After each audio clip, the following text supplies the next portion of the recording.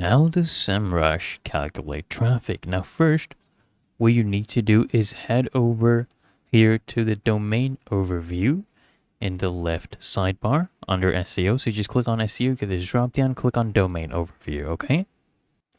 Now here you can just go ahead and input the URL of the website whose traffic you want to know. So make sure you toggle on worldwide, click on search right there. Now you'll see right here that Semrush gives you the estimated organic search traffic the website gets, okay? As you can see right here for worldwide as well as by country, okay?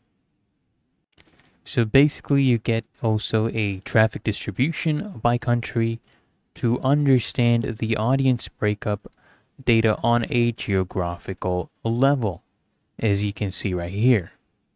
Now, Semrush, estimates website traffic using a combination of data sources and algorithm involving, analyzing the website's validity, visibility in search engine results, identifying the keywords the site ranks for, and calculating the average search volume for those keywords.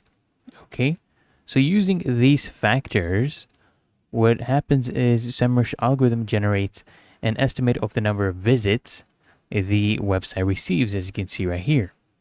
And you also get a site's performance and popularity even without access to actual visitor data. And it's really that easy and simple.